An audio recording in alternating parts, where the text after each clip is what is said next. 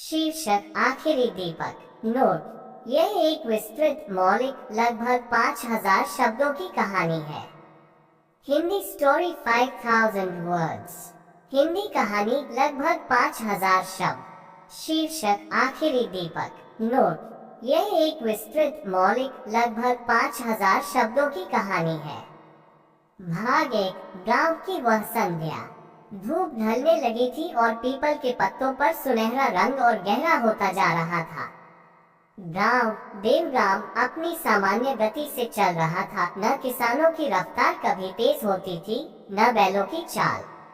धीमे, सहज और उतने ही स्थिर जैसे धरती की सांसें। लेकिन उस दिन गांव की हवा में कुछ बेचैनी थी।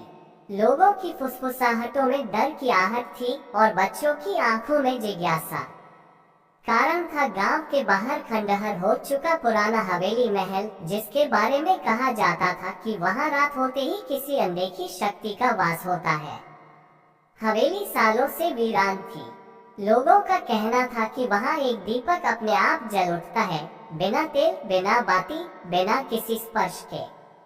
कुछ का कहना था कि यह कोई देवी शक्ति है, कुछ को लगता था कि यह किसी आत्मा का संकेत है।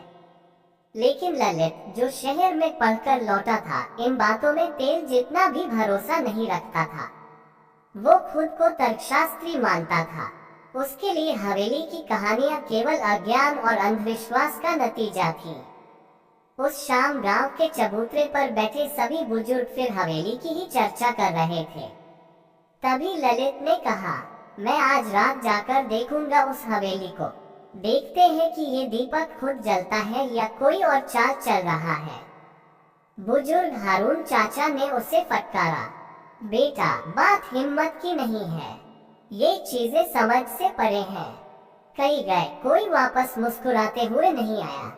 ललित हंस पड़ा, चाचा, डर का मतलब खतरा नहीं होता, बस कल्पनाओं को सच मानकर चलना बंद कीजिए। मैं आज खुद देखूंगा। ये कहकर वह घर लौट गया, पर गांव वालों में बेचैनी और गहरी हो गई। भाग 2। हवेली का रहस्य। रात होते ही ललित एक टॉर्च, एक कैमरा और एक नोटबुक लेकर निकल पड़ा। चांद आधा था, पर उसकी रोशनी भी उस मार्ग को किसी तरह उजागर कर रही थी। हवेली की बाहरी दीवारें ऊंची थीं और बेलों से ढकी हुई। दरवाजा जर्जर, जैसे वर्षों से किसी ने उसे छुआ भी न हो। लेकिन जैसे ही ललित ने उसे हल्के हाथ से धक्का दिया, दरवाजा चिड़चिड़ाता हुआ खुद ब खुद खुल गया, जैसे किसी ने भीतर से उसे खींचा हो। उसकी रीढ़ में पहली बार हल्की सी सिहरन दौड़ गई, पर उसने मन ही मन खुद को संभालते हुए प्रवेश किया। हवेली के भीतर धूल और जालों के अलावा कुछ नहीं था, लेकिन उसके बीचों बीच रखा था वह दीपक। यही वो दीपक था जिसके बारे में गांव में फुसफुसाहटें थीं। ललित आगे बढ़ा ही था कि दीपक अपने आप जल उठा, बिना किसी आवाज के, बिना किसी हवा के। ललित के हाथ कांप गए, पर उसने टॉर्च बुझाकर दीपक की लौ पर ध्यान केंद्रित किया। लौ स्थिर थी और अजीब तरह से सफेद। उसने कैमरे से कई तस्वीरें ली, नोटबुक में कुछ लिखने लगा कि अचानक उसे लगा कोई पीछे खड़ा है। उसने मुड़कर देखा, कोई नहीं। फिर भी उसका दिल अब पहले जैसा निर्भीक नहीं था। वो दीपक को ध्यान से देख रहा था कि उसके कानों में एक धीमी, बहुत धीमी सी आवाज पड़ी, क्यों आए हो? ललित का कंठ सूख गया। आवाज किसी स्त्री की थी, बहुत ही कोमल, पर उतनी ही गहरी। उसने कांपते हुए कहा, कौन है? सामने आओ। कुछ नहीं बदला, बस दीपक की लौ अनपेक्षित रूप से लंबी हो गई, जैसे कोई भीतर से उसे खींच रहा हो। फिर लौ एकाएक बुझ गई।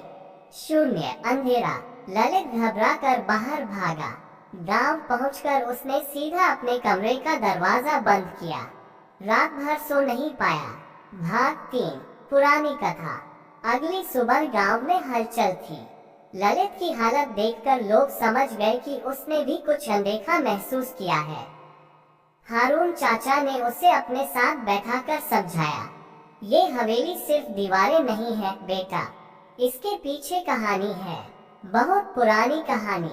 ललित में अब जिज्ञासा अधिक थी। चाचा ने कहना शुरू किया।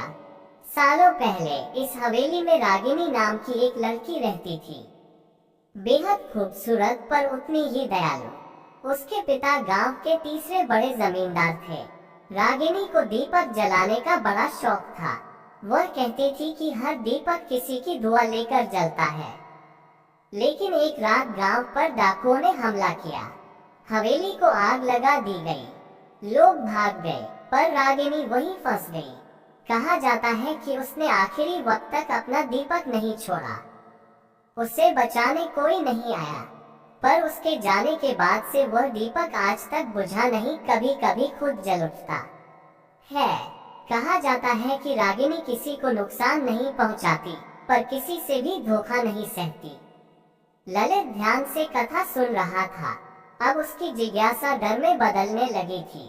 भाग 4, रहस्य की खोज। दिन भर ललित बेचैन रहा। वह जानता था कि कल रात के अनुभव को वह यूं ही नहीं छोड़ सकता।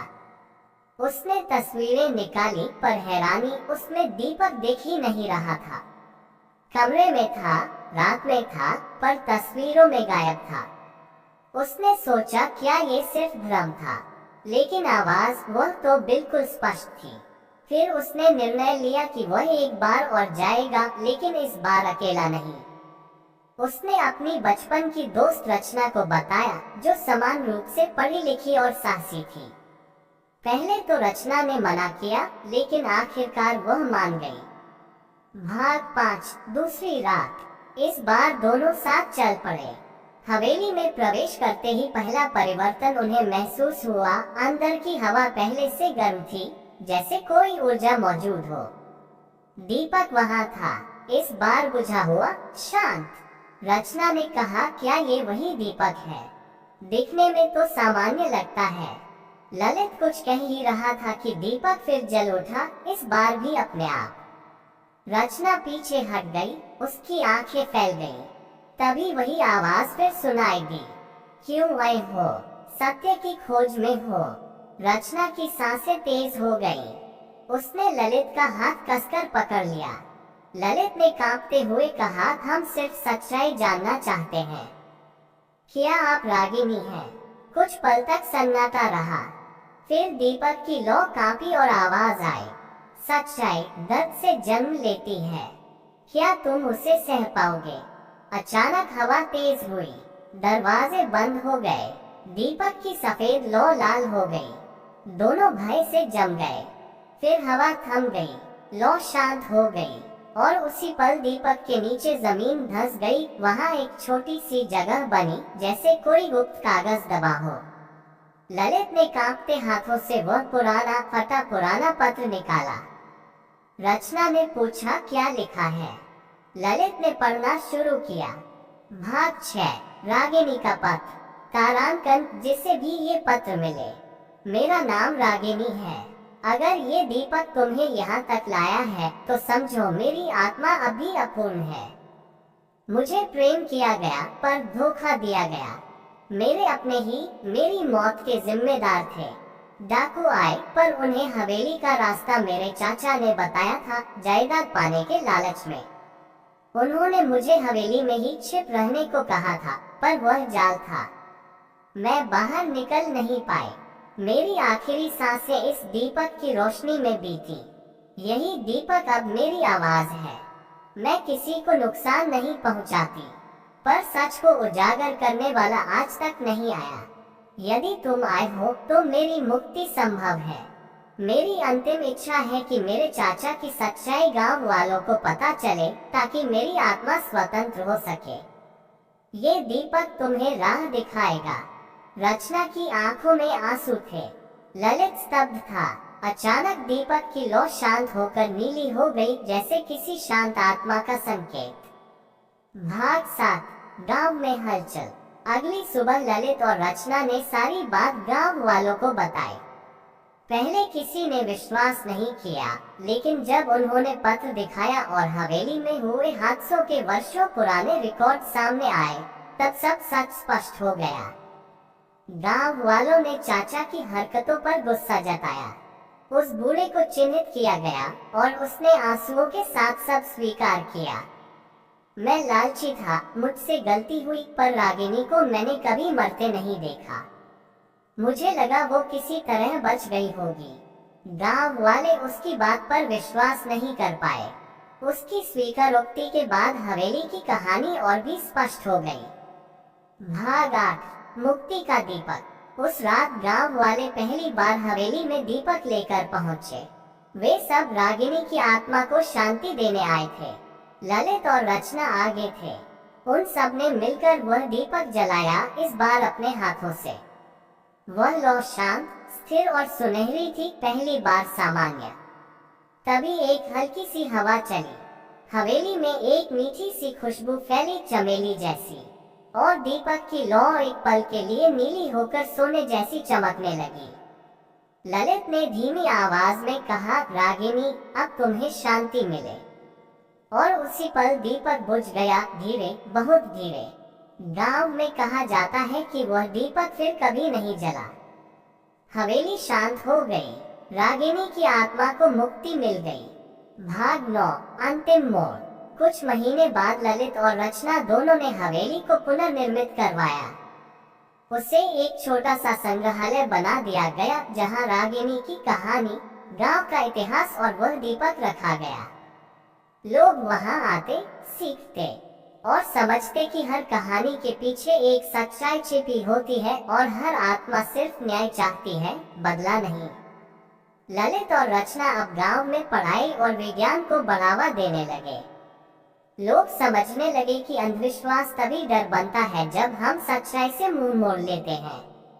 और दीपक अब वह एक प्रतीक था, सिर्फ प्रकाश का नहीं, इंसानियत का उपहार। कहानी खत्म हुई, पर गांव की सोच बदल गई। हवेली अब खंडहर नहीं, बल्कि सीख का स्थान बन गई। ललित और रचना ने एक बात सिद्ध कर दी कि सच्चाई का दीपक अगर एक बार जल जाए तो अंधेरा कितना भी गहरा हो, मिट ही जाता है। और कहीं ना कहीं रात के सन्नाटे में चमेली की हल्की महक अब भी हवा में घुल जाती है, जैसे रागिनी किसी को